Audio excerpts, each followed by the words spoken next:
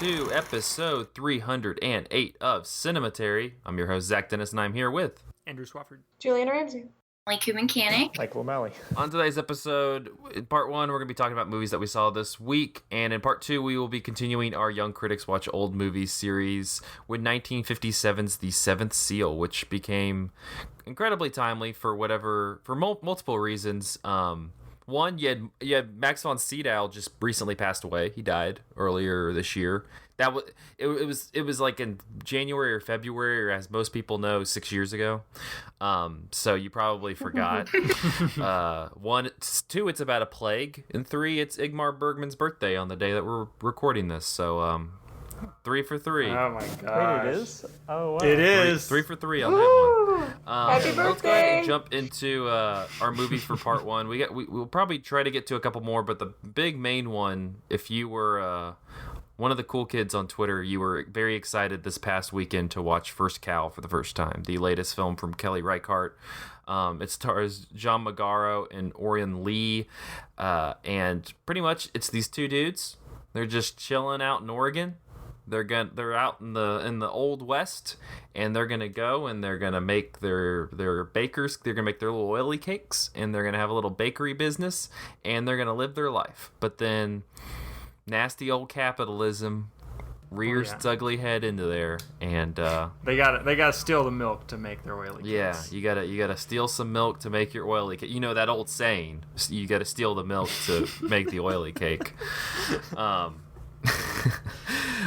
This is not the first time all of us are seeing it, because Emily has seen this film, 3 times now? Yeah. 4 times technically. 4. Oh my god. Please tell us about your history with this movie, because you also interviewed Kelly Reichardt at one point. Yeah, I saw it for the first time at New York Film Festival last year. And then in New York, right before lockdown happened, she did a few press tour things, and they had a screening at the Museum of the Moving Image, and she did a Q&A there. And then the third one, I was just kind of going through it to get shots for One Perfect Shot, and then the fourth time I watched it over the weekend. Do you like it? And so, yeah, from my perspective, it seems like you are First Cow #1 fan. Like you are Twitter's resident First Cow obsessive. So what are your general, what about this movie makes you so over the moon about it? I mean, a lot of things. I think what struck me the most, I remember connecting with it the most the first time I watched it, was just the imagery of the outdoors. I was living in the city, and I grew up in West Virginia, and I really missed the locale of this movie. And I think she does such a great job of showing it off and kind of making it a whole part of the movie. But I just think the characters are so great to watch. I'll watch them sit there and roll a cigarette forever. And then I just think it ends in a beautiful way, even though it's sad. But I just think all around it's just the coolest story to me. Yeah. It is a very warm movie. Not that some of her other movies are necessarily cold, but there sometimes is a little bit of this kind of arm's length distance between you and the characters, which is on purpose. But this one, it felt it's probably her most overtly heartwarming. Yeah, movie. this one kind of it really does have this comforting, homely feel to it, and it's not just because you kind of have these autumnal, crackling colors to it, because you do have this kind of fall weather in the Oregon territory, but I think it also is just kind of a warm movie from the character's perspective as well. Andrew, I know as the person who made us do a whole series on this director, I'm curious to hear what you have to say about First Cow. Yeah, I like it a lot. I'm going to have to rewatch it to kind of decide how much I like it, because, it's hard to watch a movie by a filmmaker that you admire so much and have been anticipating the movie for such a long time, and actually have an authentic experience with it, where you're not constantly juxtaposing the movie you're watching with the movie that you had imagined in your head. So I need to let it sit for a minute. But to go back to your point about it being very heartwarming and very focused on the friendship between these two characters. I mean, you can kind of read this movie like a rom-com in a way, where they have a meet cute at the beginning where one character stumbles upon the other one naked in the woods, and then kind of like a courtship for the next 15 or so minutes, and then there's the long stretch at the end that you always get in a rom-com where characters, you know, maybe are they going to get back together? Are they not? Like, what is the ultimate fate of these two characters? And without spoiling where this ends up going, I do think that the ending is very interesting, not because of what Kelly Reichardt shows, but what she chooses not to. There's an interesting narrative frame at the beginning of this, which is the first time that Kelly Reichardt has used kind of a like a conspicuous like meta narrative frame. It's also the first time she's ever like put an epigram in the front of her movie. It has a quote from William Blake that's really sweet. But you know, based on the opening narrative frame, where the ending is going, but she doesn't show you that. She leaves it to your imagination because she doesn't have to show it to you. You know exactly where that loop closes. And so it's a bit like it's so tightly written together as this little fable about friendship that at times the critique that came to mind was that it feels a little fatalistic. Like, yes, I know exactly where this is going. At times I feel like I didn't even need to see the next scene because I knew exactly what the next scene was going to be. And I think in most of her movies, there's a certain sense of like looseness and space because she's so invested in creating a sense of naturalism in her films. And this doesn't quite have that, even though it is slow and it has these beautiful nature shots, and it has this beautiful twinkling music from the guitarist of Lamb Chop. I think for most viewers, this will be a much slower movie than they're used to seeing.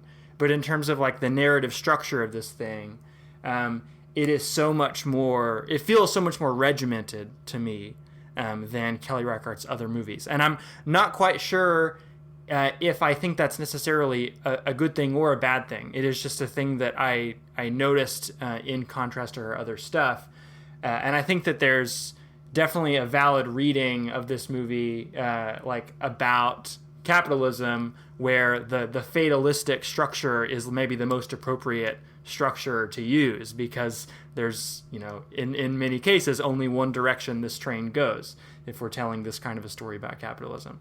But what did you guys think of like the looseness or lack thereof in this movie? You know, I was kind of expecting a similar sort of structure. I rewatched Wendy and Lucy the other day to kind of get ready for First Cow coming out, and I kind of forgot with that one how that one's, I mean, there is a pretty tight structure of what she's trying to do. For most of the movie, it's try to figure out where her dog is.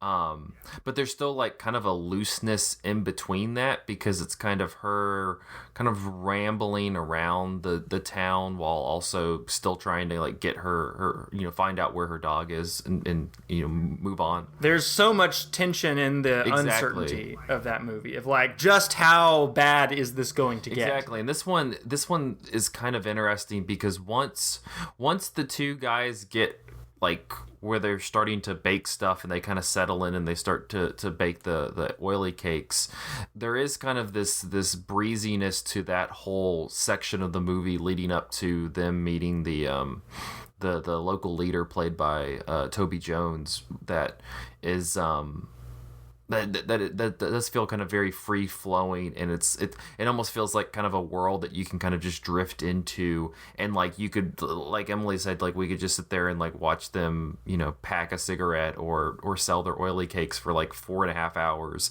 and we wouldn't really complain. That's the honeymoon period, right? That's the scenes in the rom-com where the couple is together and happy. Yeah, exactly.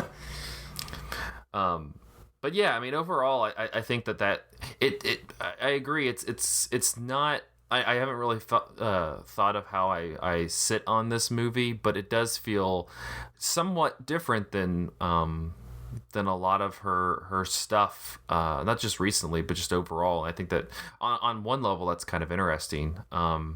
Emily, did you feel? How did you feel about the kind of pace of the movie? I mean, I definitely agree with you guys in that it feels different than her other movies. I feel like I'm wondering if this is going to be the movie that's more accessible for people based on the story structure. It is the one being distributed most widely by A24, right? Yeah. But I think, I don't know. I feel like it definitely still has her style of like observing people doing smaller things that you wouldn't see in other movies. I mean, like, that's one thing that I love in Wendy and Lucy, and like even certain women, there's some scenes that they're just kind of, it's minutia, I guess. She loves process, like watching a character do things that are tedious and take a long time, but that most movies would cut out. Like, I recently rewatched Night Moves over the weekend, and a big part of that movie is like preparing a bomb for a terrorist explosion, and the thing that she chooses to dwell on is them like filtering the fertilizer that they're going to use to make the bomb, and the camera's just like looking down the barrel of this big filter machine for quite a while, and there are scenes like that here where characters are cooking and things like that. The way that works is because in process we learn so much about the characters. I feel like the way that each of them do things says so much more than like, here's my life story and whatever, which I like a lot. Was there anything particular that you learned about the movie through interviewing Kelly Reichardt that you wouldn't have gotten just from watching the film? She talked about the process of like trimming John Raymond's book that this is based off of, Half-Life. And I think like the parts that she wanted to focus on compared to what the source material was, it's much longer. The two guys end up like traveling to China and selling beaver stuff. And I think like the stuff that she wanted to focus on, and which was like these two guys in this specific place and them trying to succeed within the country, really made me think about the purpose of the movie. And like all of the research that she did for the area and the Native American people that were there, I just think the whole point of the movie was to really capture this place in order to meditate on like the myth of America in the beginning. Yeah, the presence of Native American characters is really interesting in this movie. She's had Native American characters in some of her previous work. There's like a Native American guide of sorts in Meek's Cutoff. There's Lily Gladstone's character in Certain Women. And here we have, you really see like communities of indigenous people. And it seems, I'm not 100% sure what the exact year this movie takes place in is, and how much that maps onto like the colonial project of America at that time. But it seems to be taking place in this period of time where white settlers and Native American people and immigrants from other countries are all kind of coexisting more or less happily together, though that is complicated by the fact that Toby Jones's character has indigenous servants, which kind of adds a wrinkle to the power dynamic of like them stealing from him. He gets really like holier than thou about how they're making their money illegitimately. Meanwhile, he more or less has slaves, and that's one way in which we like it makes it a lot less complicated to like sympathize with what our characters are doing. One way that like you could view them. I don't know. I think people could criticize saying that maybe Native Americans don't have enough pull in the story, but I think every scene that they are in, it is so clear that they know the land so much better than the white settlers that are there, and how much the white settlers still rely on their knowledge to survive in this place. Well, First Cow is available on kind of the rental streaming services right now, but I believe next week, starting on the 21st, you can rent it, because right now you can only buy it. So if you'd like to rent it next week, it will be available. So, however, buying it now is still less than you would pay for 2 tickets at the movie theater. So, weigh that how you will. Yeah, not a bad deal. Juliana, you had a movie you want to talk about? I did. It is not a full-length movie, but about 45-50 minutes. Garlic is as Good as 10 Mothers, from 1980 by director Les Blank. Yeah, what a title.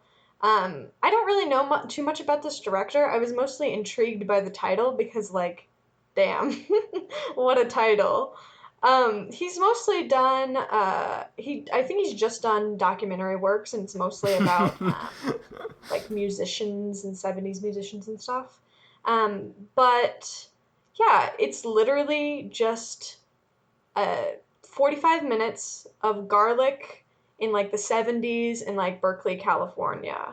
And Wait, what do you mean garlic in the 70s? It's just- What was garlic up to in the 70s? It was Apparently- the 70s. it had apparently a lot. So yeah, the movie, I think the thing that I like about it is that it is not particularly structured. I feel like there's a lot of, like, especially on the internet, like, kind of smaller, like, documentary news, like, sensational, like, you won't believe this is made out of cake, like that kind of thing. And I'm just like, okay, I don't care. Oh God! Don't infect our podcast with stupid cake memes. I Or cannot just, like, take it. those kind of, like, click hole, like, videos that are like, this is the first woman in the world to do da-da-da, or whatever. This documentary is, like, so anti that, where it sort of talks about, like, there's a certain restaurant, like, in the 70s that would have, like, a garlic festival, where like, every single year, and they visit that, but they also just talk to tons of random people about, like, do you like garlic? Do you not like garlic? Like, this kind of thing, where I think the thing I liked about it is that it was not focused on telling a story or making a particular point about the thing. It was just sort of about, like, celebrating kind of the, like, flavor and I don't know what's the word I'm looking for. Just sort of the sensory experience of eating some good garlic. Do people eat this garlic on things, or do they just eat the garlic Depends. by itself? There's like a lot of cooking with garlic, like in restaurants, like grandma's kitchens, that sort of thing. They also interview this, like, young kid that's like, yeah, I was down in Mexico, and, like, the people I was traveling with started getting dysentery, so we went to the market and we each ate raw cloves of garlic a day and washed it down with orange juice, and then we didn't have dysentery anymore. And it's sort of like, yeah, is that real? But I'm seeing on Letterboxd the only credited actor in this movie is Werner Herzog. It checks out. Who we did a Les Blank movie on our podcast before, when we did his short doc Werner Herzog Eats a Shoe. I'm wondering if there's any crossover there. Does he eat the shoe with garlic, and that gets discussed in this documentary? God, I wish that happened. Because I also saw when I was looking at this before I watched it that Werner Herzog was in it, and I was like, okay, random. But they sort of follow, like, a couple of different lines of, like, exploration. One of them being, like, in the 70s, like, kind of a renewal of, like, natural medicine and the idea that, like, garlic is really good for you. In fact, they sing, like, a little, like, folk song about, like, how garlic is good for you and you should throw away your poisonous pills. But another, like, thread they follow is they're talking about like the idea that vampires like don't like garlic. And so they interview for like 5 minutes Werner Herzog about when he made the Nosferatu movie, like his own version of it, and they were like, "Why didn't you put garlic in Yes. it?" And he was like, I really don't care about garlic." Wait, Juliana, is this part of your like long con to just talk about vampire movies on Cinematary? Is this a vampire garlic crossover? No, actually, I literally did just watch this like 2 times this week for whatever reason. But yes, I am bringing up vampires again, and I haven't broken my streak. So, actually, I'm gonna say I planned it. But anyway, it's just like a very sensory experience. If you like watching food documentaries, which I really love, like Chef's Table, that kind of thing, this is just like such a pure like 70s, like the When film the is really garlic pretty was hot. and the garlic was hot, and it's just really sweet and fun, and you should watch it. It's on the Criterion channel. That's where I watched it. I don't know if it's available a ton of places because it is just kind of random, but yeah. I mean, to say you sold it is a bit of an understatement. There you go. I would recommend, while I was watching it, toasting a piece of bread and then just cut open a clove of garlic and rub it on the bread because it's like stiff and it'll like get the garlic oils out on it, and then put some butter on it and eat it. Boom, there we It's the best. Free activity, everybody. So there you go. All right. Mm-hmm. Eat yourself some garlic toast and watch this. All right, well, Michael, you're going to take us home, and you didn't know this, but you also have to include a snack tip for your movie. So remember that at the end. Oh boy. Well, so my movie doesn't really have a lot of snacking. It does have a rectal probe. I mean, perfect. So yeah, it's like a inverted snack. Anyway, so the movie that I want to talk about is the 1989 movie called Communion, which is directed by a person named Felipe Mora, who did like Howling 2 and The Beast Within, and like just a really wild filmography. But this is the only one I've seen of that director's work. This is a movie that's based on this guy's memoir, like a real life guy's memoir. This guy is a novelist. Hold on, what's his name? This guy is named Whitley Strieber. And so in real life, he claims that he was abducted by aliens while on like a trip with his family in like the mountains somewhere.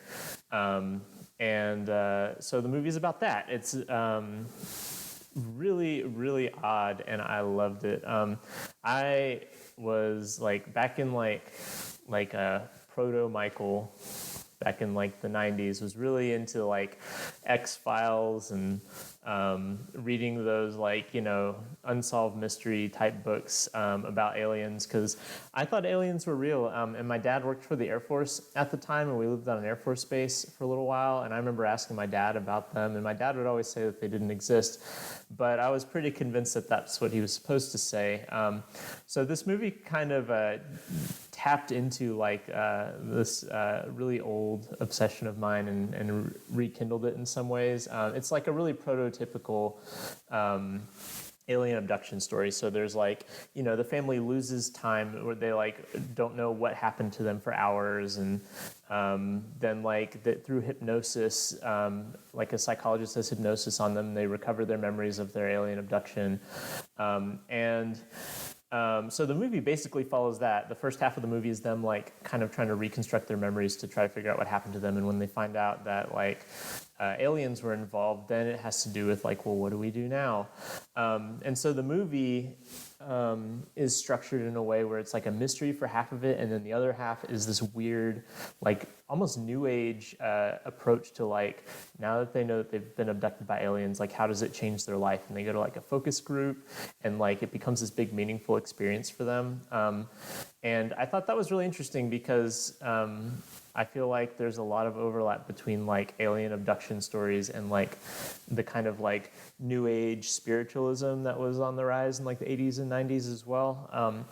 But anyway, like this movie is super interesting. Christopher Walken is playing the main guy who gets abducted, and he is like 110% like Christopher Walkening his movie through like his way through this movie, which is like bizarre because the rest of the cast is not on that level. And so I think when this movie came out, it was kind of panned because people were like, "What is Christopher Walken doing?" And I think now that he maybe has more of an established like actor persona, it's kind of charming, and so I really dug it. It is a weird touch. The other weird touch is that when we actually see like the abduction scenes that happen, which most of which are filtered through like hypnosis, so like they're being hypnotized and it kind of flashes to like their memories of the aliens. Those are extremely strange sequences that are not like any other like alien sequences I've seen in movies. Like it's not like Close Encounters of the Third Kind. It's not like E.T. or like, you know, I don't know, War of the Worlds, or like it's not like those like, you know, things. They're really scary, like horror movie scary at times, but then they'll like whip around to like really slapsticky comedy thing. Like there's this one part where he gets abducted multiple times in the movie, and one of his abductions he walks in and gives the aliens a high five, and they like do a little like fist bump thing, and then it's scary again. And like the aliens themselves are like super rubbery and like obviously fake looking, which is like kind of comical like the whole time. But then at the end of the movie, they like reveal that they've been wearing masks the whole time and take off their rubber masks, and there's like a real face underneath that's like scary. And like it honestly reminds me of David Lynch, like the kind of like Red Room, like Black Lodge stuff from Twin Peaks. Like that's the kind of energy that's going on in these like alien abduction sequences. And this like predates not all of David Lynch, but in 1989 he'd only done a couple of movies, 3 movies I guess. And like it feels kind of weird and visionary and like really strange energy and like kind of like otherworldly in a way that like a lot of times aliens aren't in movies. Like a lot of times aliens in movies I feel like are kind of maybe anthropomorphized or whatever, but in this movie they're like totally like an unknowable force, and there's just like weird stuff that goes on when the aliens are around. And then when the aliens aren't around, like Christopher Walken's doing weird stuff. So I don't know, like this movie is like definitely not for everybody, but like I was really interested in alien abductions, and this is like a really pure version of like the kind of mythology of the alien abduction. And it's also just like a really arresting, like singular, like filmmaking style approach to that story that I don't think I've seen other movies do. So if you're interested in any of those things, I would recommend it. I mean, if you have to have a snack rather than like a extraterrestrial rectal probe, I don't know, like they do eat a meal at the beginning of the movie before they get abducted, and I'm trying to remember what that meal is. So I guess my recommendation is watch the movie and figure out what meal they're eating at the beginning of the movie, and then eat that while you're watching the rest of the movie. Good to know. Yeah, I don't think I got this DVD from Netflix, and so if you can do that, great. I don't know if it's actually streaming anywhere other than that though. So I don't know how available this movie is, but if you find it somewhere and you think, I'd love to see Christopher Walken get abducted by aliens and then go through the Black Lodge, then this is for you. I would like to see that. Yes. Yeah, this is like definitely how that works. Maybe it's like The Ring where like but like inverted, like you have to do something to see the film instead of seeing the film and then something happens to you. Well, this part 1 that was brought to you by every review for each movie we talked about, including the word pure, has come to a close. We're going to move into part 2 where we will talk about the Seventh Seal, which I don't feel like is pure in anything other than like pure dread or pure existentialism. So we'll be there after this.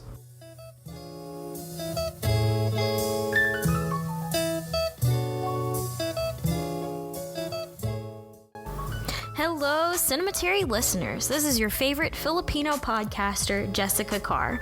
I'm here to let you know about a couple of things that Cinematary offers that you might not know about.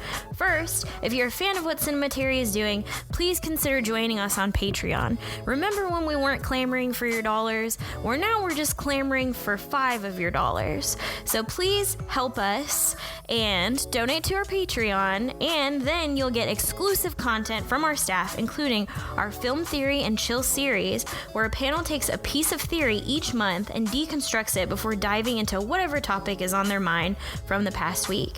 The $5 each month is investment in the website and the podcast, and it goes solely to paying our writers for the reviews each week, so please consider doing it. It's only $5. If you missed an episode of Cinematary or a piece of writing we've had, you should consider signing up for our free newsletter.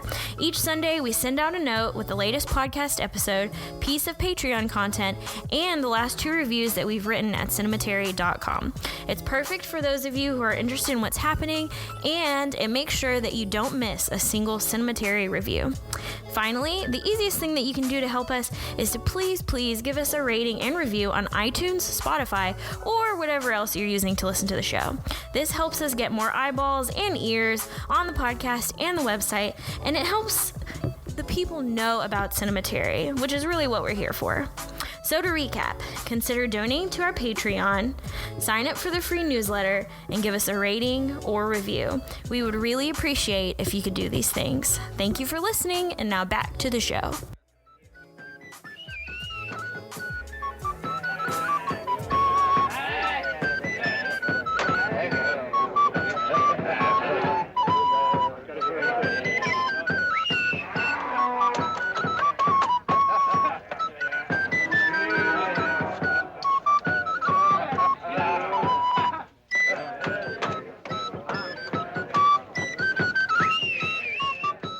And we are back with part 2 of episode 308 of Cinematary. In this part, we will be continuing our Young Critics Watch Old Movies series with 1957's The Seventh Seal.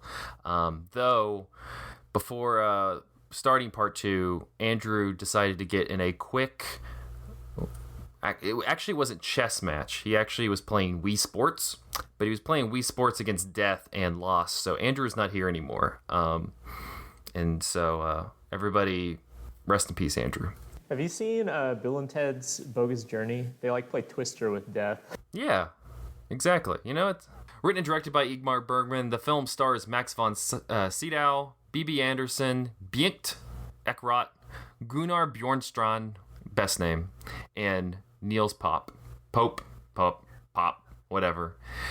When disillusioned Swedish knight Antonius Block, which, side note, that's a name, returns home from the Crusades to find his country in the grips of the Black Death, he challenges death to a chess match for his life. Tormented by the belief that God does not exist, Block sets off on a journey, meeting up with traveling players Jolf and his wife Mia, and becoming determined to evade death long enough to commit one redemptive act while he still lives.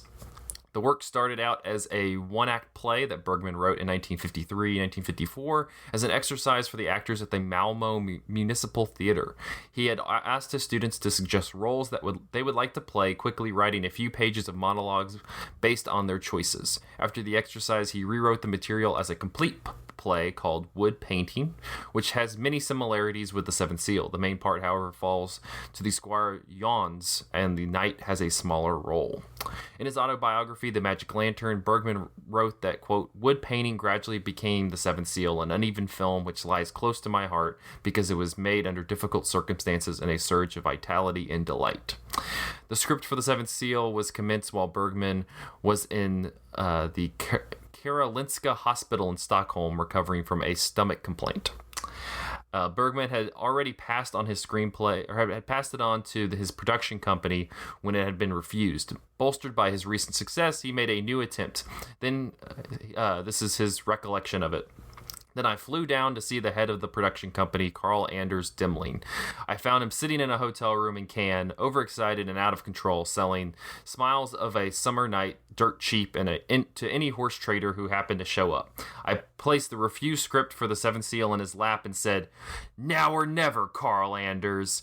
And he said, Sure, but I have to read it first. And then Bergman came back with, you must have already read it, since you turned it down. And then Dimling said, that's true, but maybe I didn't read it carefully enough. You're welcome. That was my acting out of what happened to get the Seventh Seal to become a movie. Dimling eventually gave his consent to the project, yet only granted Bergman a minimal budget and a particularly limited shooting time, 36 days. Dimling's own recollections differ somewhat. He said, as a producer, I was quite aware of the financial risk in a motion picture with so serious a theme, but it promised to be unusual, an outstanding picture. It had to be done. We discussed the script for several days and nights during the Cannes Film Festival in May 1956, we agreed on some changes on the cast and on the budget. We felt as if we were launching a big ship. We were very happy. Quite honestly, Bergman's retelling, way better. Like, just much better. Like, you can tell who's the writer-director there. Much better story. On several occasions, Bergman has cited his father's sermons as an important source of inspiration, although not so much perhaps for what was actually said. He said, like all churchgoers have at times, I let my mind wander as I contemplated the altarpieces, triptychs, crucifixes, stained glass windows, and murals. I would find Jesus and the two robbers in blood and torment, and Mary leaning on St. John. Woman, behold thy son, behold thy mother. Mary Magdalene, the sinner who had been the last to sleep with her. The knight playing chess with death, sawing down the tree of life, a terrified wretch wringing his hands on the top of it.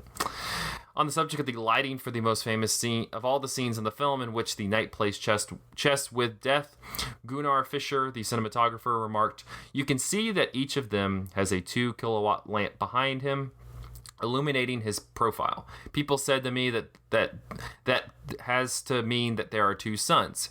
Yes, that's quite right, I said. But if you can accept that death is sitting playing a game of chess, then you can also accept that there are two suns.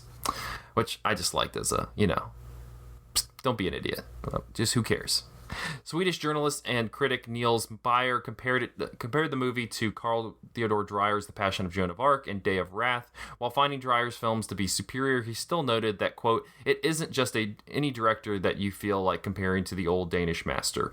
He also praised the usage of the cast, in particular Max von Sydow, whose character he described as, quote, a pale, serious Don Quixote character with a face as if sculpted in wood, and, quote, B.B. Anderson, who appears as if painted in faded watercolors but still can emit small delicious glimpses of female warmth.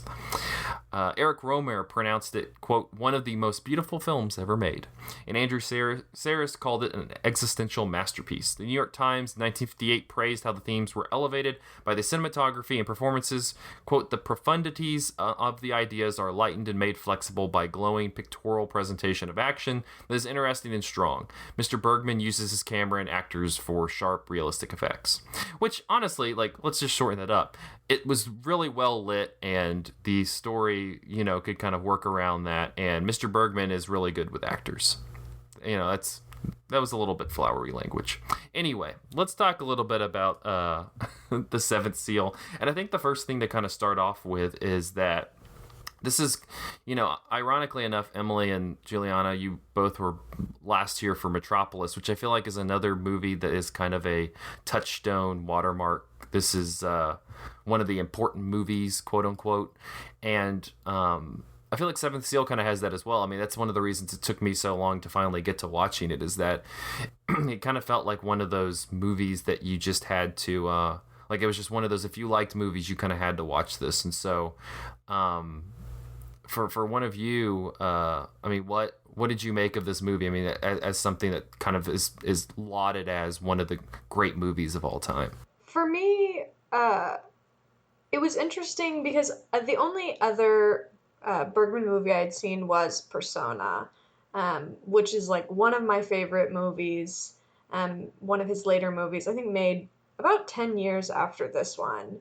And so I wanted, since he's such an influential director, I went back and I watched Sawdust and Tinsel, which came out a few years before this one, just to kind of get a better scope of what he's done. And so it was definitely interesting. I thought about it less of how important this movie is to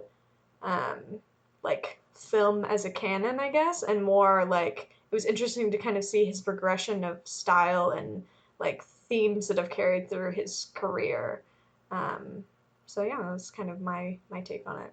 Yeah, no, that's interesting. Emily, what about you? Had you had any preconceived notion about Seventh Seal or Bergman in general? Yeah, I feel like this was the movie in film school that if you said it was your favorite movie or like you said that you liked it, people just scoffed at you because they thought you were pretentious. So like I was nervous to watch it and either love it or hate it.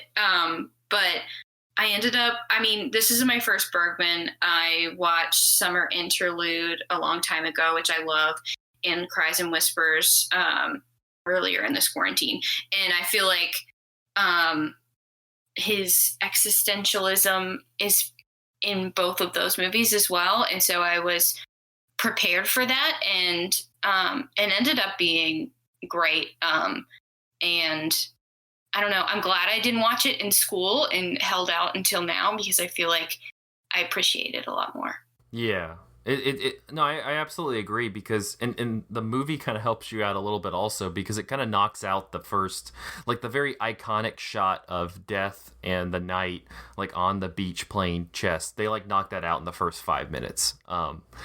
And so you kind of get that touchstone out of the way. And then when you get into the actual movie, because again, I think also you like that's the kind of prevailing image of the movie is that scene of the very first scene of them on the beach playing chess, and the rest of the movie kind of becomes almost a you still have the interludes where the various Death will show up and they'll kind of continue the match, but overall I was surprised that actually that didn't take up as much of the movie as everything else did, and so as I like I said I had never seen this before, but I was thoroughly entertained throughout because I felt like it kind of knocked out the iconicness or whatever at the very beginning, and then I was able to kind of enjoy just the movie for what it was.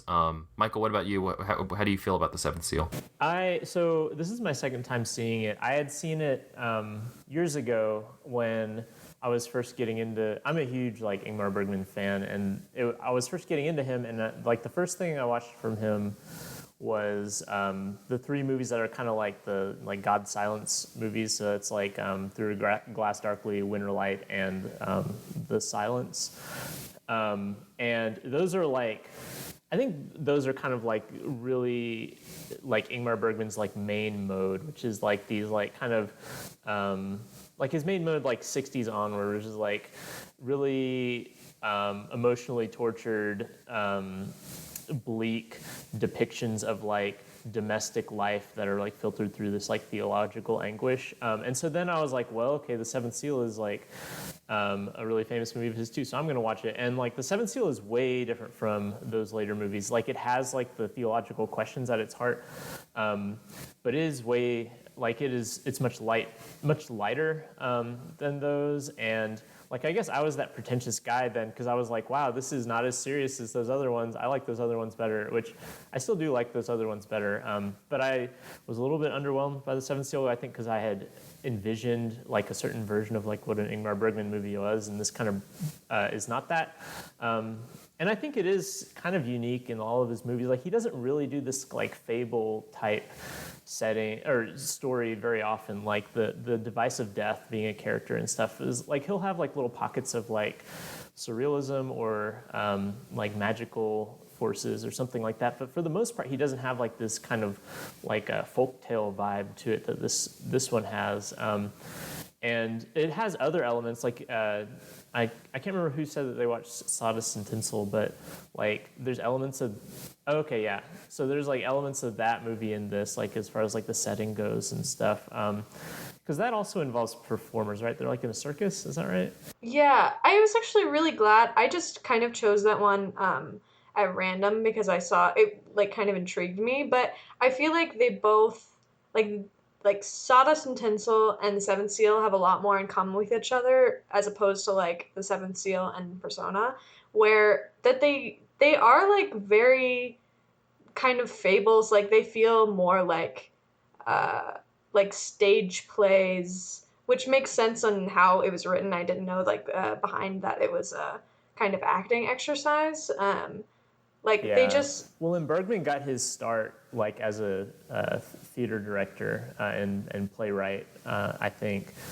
So that makes sense. But yeah, and I think what surprised me about this movie, also when I'm thinking about it, of like kind of its reputation versus what it's like actually watching it, is that it's not particularly subtle. Like it's very clear. Like I mean, it's like the symbols are like kind of hits you over the head with it. Like it's very like dynamic, or not dynamic, but sort of like contrast in that way where things are very it's this, and like the imagery is so strong and clear that it does definitely have that like kind of fable thing. And Sawdust and Tinsel definitely has that kind of thing too, where he's exploring like performers and um, in this like kind of theatrical over the top like setting of like the circus, and then in this it's like the plague and like this kind of medieval country and dudes in tights. Yeah, the troupe of actors. The other thing that I feel like that this movie draws on, besides like the setting with Sawdust and Tinsel, is like a lot of his early movies are comedies. Like I think he has, like Bergman has like a reputation for being like basically what I described like a few minutes ago, like, you know, like bleak, theologically minded guy. But like Smiles of a Summer Night, which Zach mentioned earlier, is like a comedy. And he's got like several comedies like early in his career. And I feel like that this movie is drawing on those comedies a lot too.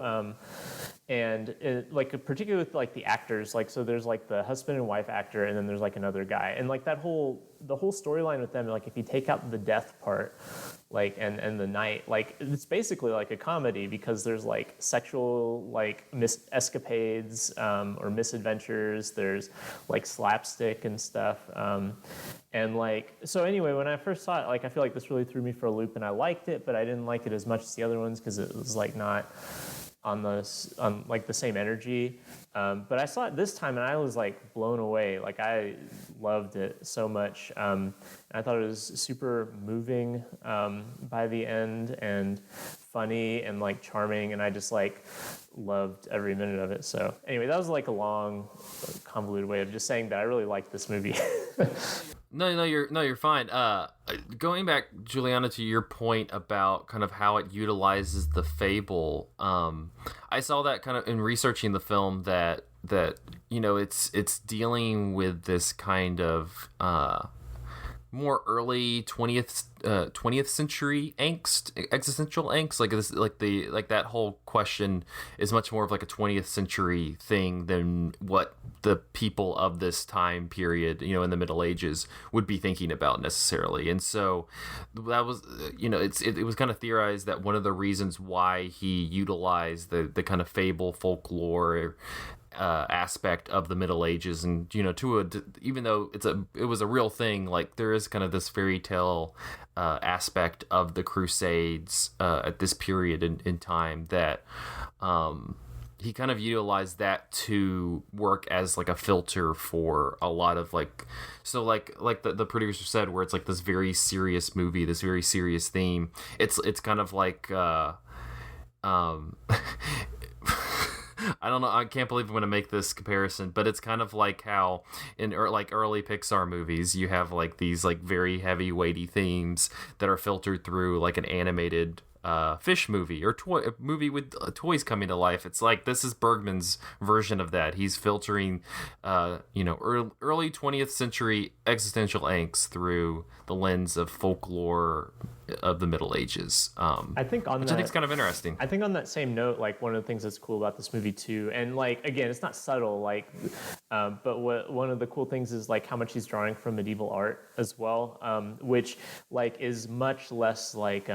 I mean, it's still representational art, of course, but it's like much less literal, right? So like, you know, there's like, you know, paintings of like death, like dancing with people and stuff like that. And there's like a whole scene in the movie where the movie explains this to us, in case we didn't get it. But like I do think it's like really interesting that like again like that's like an old medium that's not really used in the 20th century but that like he like filters like existential like anxiety through, and like I feel like also like there's like a real like this is in other of his movies too. There's like a real like the threat for like humanity's existence, like at the hands of the plague, like really feels like 20th century like Cold War anxiety in a lot of ways, and it's really interesting to see that recontextualized as like this like the really like fairy tale-ish like woodcuts and that stuff too, like where like is it the last shot of the movie that's basically like a live action recreation of like the painting we see earlier in the movie, but it's like of course done through film, and it's of course done through in like this anachronistic way, and I think that's really cool and kind of profound, like because I think that's like how a lot like that's how we always have to make meaning. Like the present only makes sense to us by looking like comparing it to the past. Like during coronavirus, people have consistently talked about like the Spanish flu and that sort of thing, and like that's how you like I think it's just like a particularly interesting way because we don't normally just like go 600 years prior. Well, and also that's just like it's interesting that he chooses to kind of have a fabulistic aesthetic to it, with when he sets it, because that's kind of that's how fable and folklore is utilized, is to take the hard realities of the present day and kind of filter them through the past in a much more put your put some honey around your veggies or something type situation where you're able to deal with much heavier topics on a much lighter scale. Emily, what about you? What did you think of kind of how the film utilizes folklore to kind of present its existential theme? I feel like, when I was watching this, I was trying to remember another movie that I've seen set in this time, because I really can't think about it. And so I felt like I've read things about the plague and things, but to see it play out on screen in this way was really interesting to me. And I think, like you guys said, fables kind of explain things to us or the reason why we look back to the past to kind of understand things today is kind of understanding how people survived those instances and how maybe we can, as a human race, survive whatever we're going through. And I felt like maybe that was why he took that approach to this. But I don't know, I feel like it's a good way of showing the ways that people would digest a story like this at this time too. Absolutely. That's just kind of the way that seems easiest to kind of do that, and it kind of brings up the interesting lines of kind of folklore in a more modern kind of phrasing, like pop culture, to kind of explore these things. And I think that's also what makes this movie interesting, and not only just as a movie like on its own, but also as this kind of canonical thing, because again, you kind of have like this blanket, it's about, it's existential because it's a Bergman movie, and he kind of like, you kind of can glob that trait on his stuff. But overall, again, I don't, looking at it from the outside in, from the outside, it looks just like you have like this knight playing death, and you almost like, to me, it almost felt like it was going to be like this My Dinner with Andre situation, where it was just they were going to be on the beach playing chess and like talking the entire time. And so the fact that it went into so many different directions is kind of interesting.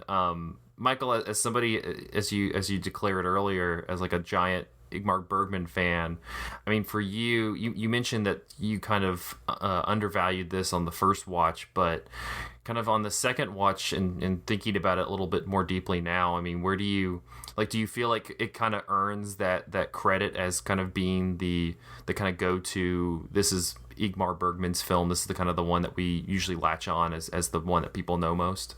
Yeah, I mean, I think part of it has to do with the just the sweep of his career. So like this was his big international breakthrough for a lot of ways. I mean, it's like it visually stands out in a way that a lot of his other movies don't, just with like the personification of death and like that kind of fable-like thing. And then had he done Wild Strawberries yet? Is this right after that? It came out the same year. Okay, yeah. So both of those movies, I think, like had like that was like his big push into like international, like as an international figure, like in film. So like there's like the kind of historical reason, but I think also like it's one of his first movies that like directly engages with like a lot of those existential questions in a way that's like I think different than maybe other existential writings or theological writings might have done. Like there's something like very particularly like filmic about this movie in a way that like I don't know, I think it'd be hard to do like in another medium, and like he kind of like finally like reconciles like his background in the theater with his like cinematic ambitions, and it like comes together really interestingly. Like the chronology is a little bit hazy for me for some of them, so I'm trying to remember which ones were before, which ones are after. But like this definitely like feels like an aesthetic milestone for him, and maybe like a thematic one too. One thing that kind of struck me is like going back again to like the use of like folktale like storytelling. Like it's really interesting that like the Knight, and this is true of Bergman himself, like has basically gone through experiences that have caused him to like doubt God's existence. And so he like in a way like the mythology of his youth, like because the Knight's like in his early 20s, right? And Bergman was a little bit. I think the actor was 26 when he played the role. Yeah, so he's pretty young, and like Bergman was not super old at this time either, I don't think. And both of them were kind of like, I think the Knight is like a little bit of an autobiographical character in the sense that like, he's really shaken out of his faith. Like for the Knight, it was like just the complete travesty that was the Crusades. And Bergman had other reasons, but like so like you kind of lose the folklore of your childhood, or the Knight has, and then is like questioning it through the medium of folklore. So it's like film supplies a mythology when like reality has kind of failed your mythology in a way, which I think is like a major theme like throughout Bergman's career, like onward, like as he went into like the 60s and 70s and got like increasingly fixated on like theology in his and like theodicy in his movies, where film, like the nature of film itself becomes like a metaphysical force, and like that happens in Persona too. Like Julianna, was it you who really likes Persona?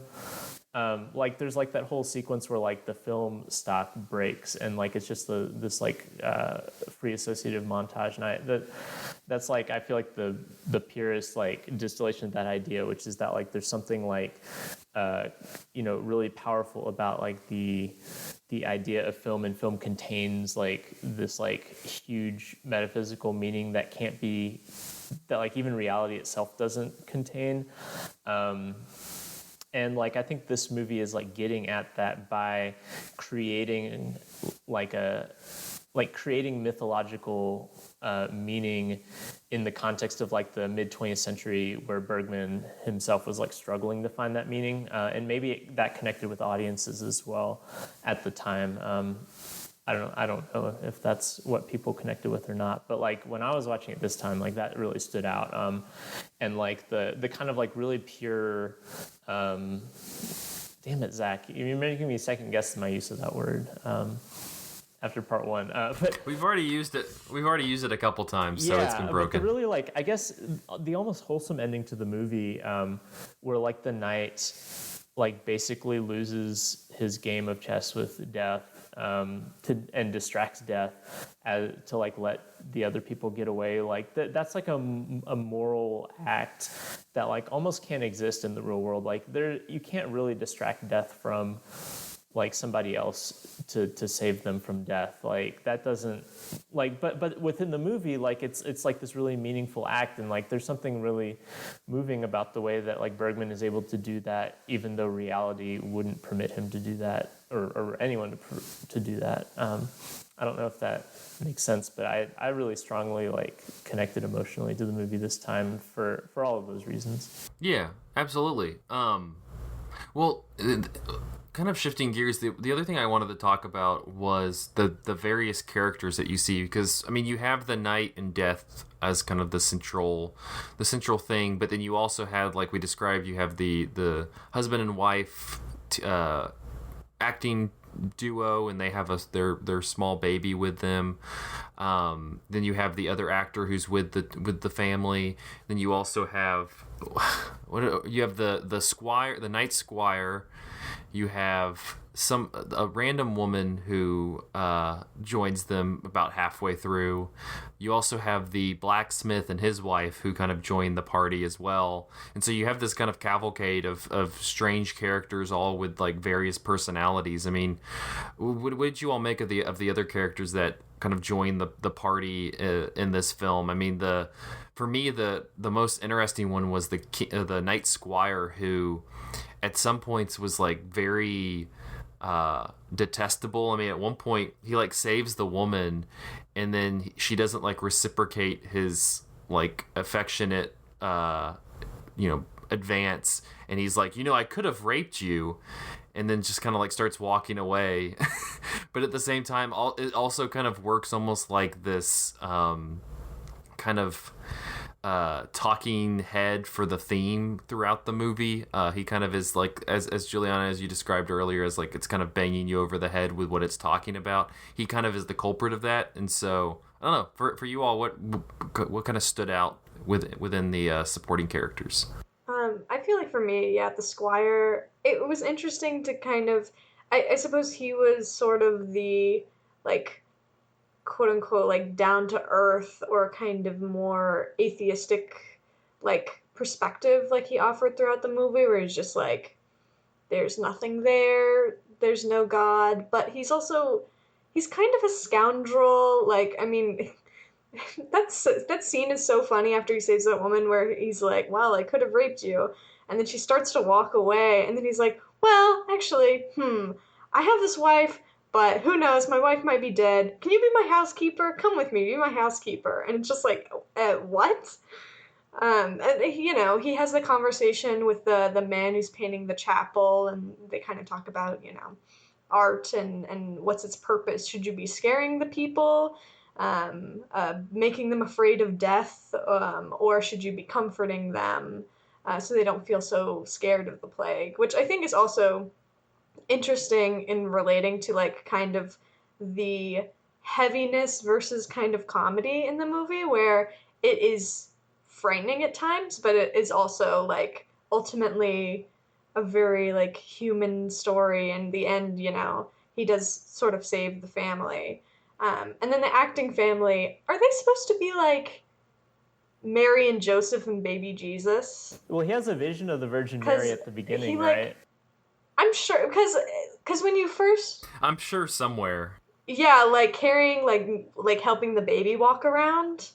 And the names are like Mia and like Jolf or something. And I was like, that seems kind of biblical. And I guess the last thing I have to say about the kind of side characters is I love the scene where they're just eating the strawberries, where basically Mia's like, you need to calm down. Here, eat these strawberries and drink this milk and chill out. You're too stressed about everything. And he was like, I will remember this moment forever. And you're just sort of like, okay, dude, relax. Whenever I was watching that scene, I was like, Max von Sydow is the guy who everybody's like passing a blunt, and he's just like, this is the best night of my life. And you're like, all right, Rick, thank you. All right, just calm down. Just glad you're having a good time, but yeah, like we're all also having a good time, Rick. Thank you. Emily, what about you? Any characters kind of stand out to you, the supporting characters? I really liked the family.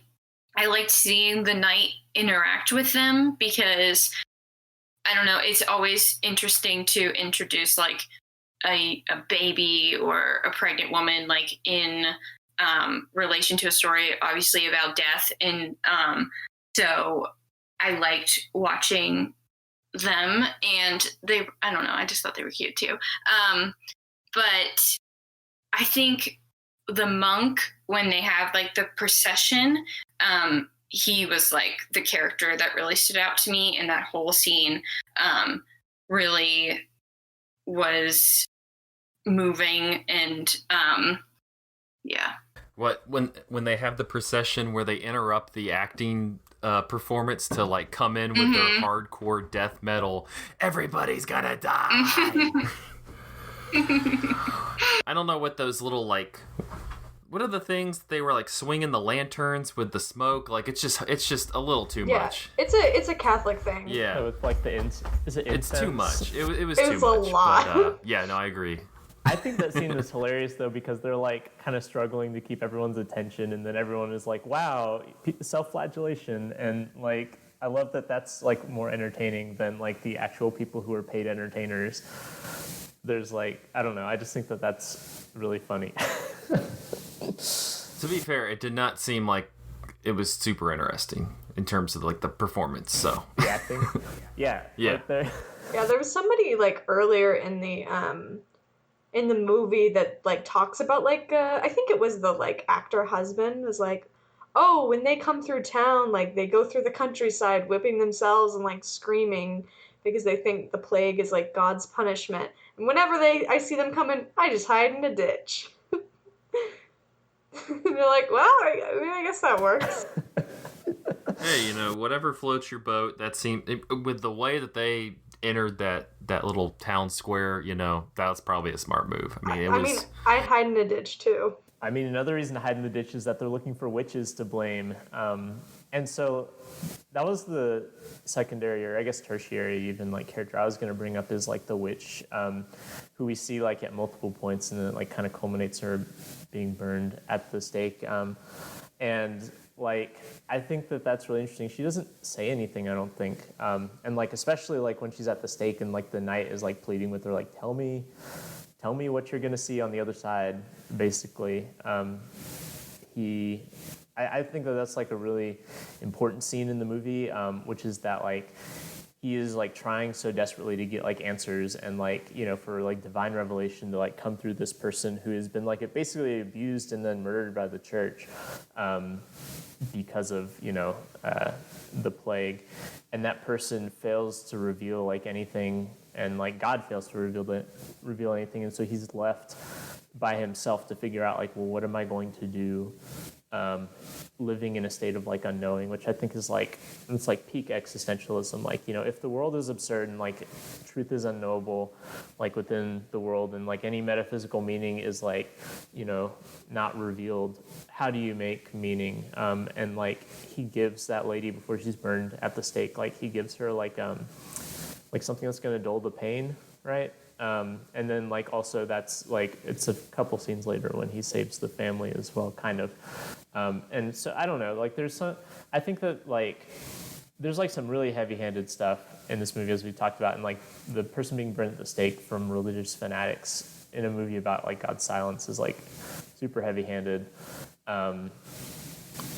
But like I don't know, it's like super important, I feel like, to the heart of the movie is like that scene where, or like really all the scenes in which this woman who isn't allowed to speak is just being led around, and like the church officials are trying to impose like this meaningful structure upon her that doesn't fit, and the knight recognizes that but also can't find meaning in her suffering either, and basically is left to create like some like impose a moral universe upon an immoral universe by the end of the movie, which I don't know, I'm like waxing like pretentious Bergman fan now, but I like it. Well, no, you also in that scene you kind of have I mentioned it at the top that the Swedish critic kind of compared him to Dreyer's, and specifically Dreyer's The Passion of Joan of Arc, and especially in Day of Wrath too, that has a witch burning in it. Yeah,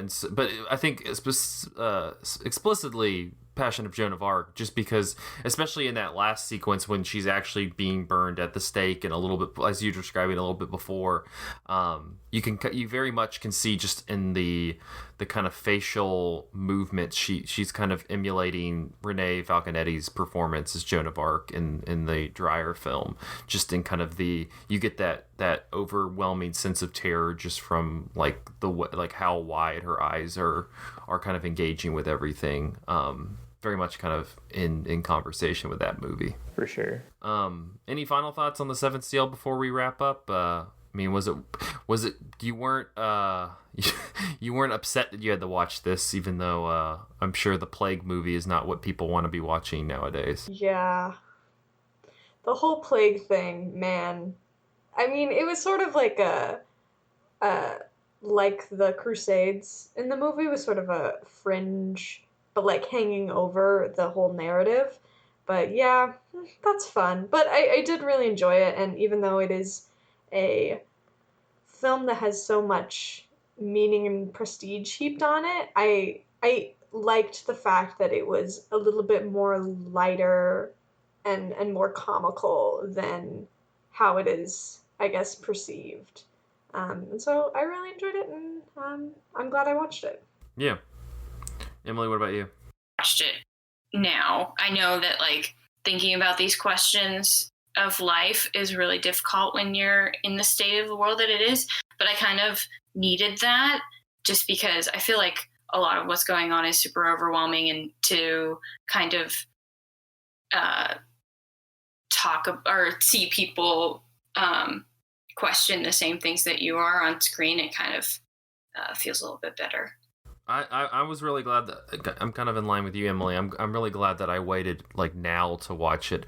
I had seen Wild Strawberries before, but that was in college for a film class, and so they're kind of you kind of have that conception kind of tossed on you by watching any sort of film, kind of especially of the in Bergman's nature, like in a college course. But I was glad I waited this long to see Seventh Seal, and I think it's one of those is kind of it's definitely in that echelon with kind of Kurosawa and a lot of the kind of French New Wave directors, is kind of bringing the world art house cinema to a front, and I think this one is absolutely in there as like it holds up as like this. I think it's fine that this is kind of stays as like a canonical movie, because I think even in its more present, even in our present state, I think that there's ways that it's speaking to, pandemic or not, kind of a cultural climate that has been relevant for a very long time. So I'm glad I waited and watched this. Very cool. Well, I believe that will wrap up this episode of Cinematary. You can find us on Facebook at facebook.com/Cinematary, on Twitter and Instagram at handle @Cinematary, and on Letterboxd at letterboxd.com/Cinematary, where we post all the movies that we talked about in this episode. And then once I get to the patrons page, I will tell you all about our wonderful Patreon. But patreon.com/Cinematary, we have a new Film Theory and Chill that has recently gone up. We're going to hopefully have a new one in the coming days or week. But yeah, check out the Patreon page. We're going to hopefully add some more stuff in the future so that you can get a little bit more bang for your buck there. But thank you so much to Cam, Chad Newsom, Christina Daughtry, Cindy Roberts, Harry Eskin, Hell Yeah Small World, Joe Jordan, Maggie, Matthew Lingo, Pedro Seraphim, Ron Hayes, the kittiest of kittens, Titus Arthur, Tyler Chandler, and Whitney Rio Ross. Thank you so much for your patronage. And next week on Young Critics Watch Old Movies, we are going to be talking about 1965's Bad Girls Go to Hell, which proves to be it's going to be a wild one, so be sure to check in next week to hear about that. But thank you guys for listening. We'll see you next week.